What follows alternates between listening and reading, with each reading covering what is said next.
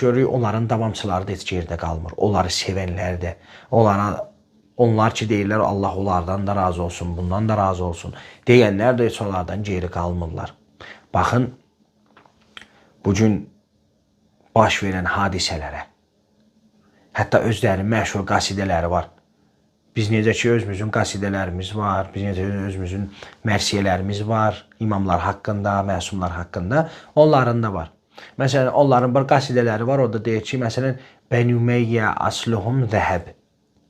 Bəni Ümeyyə əsilluhum, yəni onların əsilləri qızıldır. Yəni bu nə deməkdir? Bunlar öz dilləri ilə nədir? Etiraf edirlər ki, biz Ümeyyə tərəfdarlarıyıq, onlar qızıldılar və onlar çox düzgün şəkildə İslam təbliğ ediblər. Amma biz görürük ki, heç də kitablar bunu demir. Heç də əhl-i sünnət alimləri bunu demir. Heç şia alimləri bunu demir. Onlar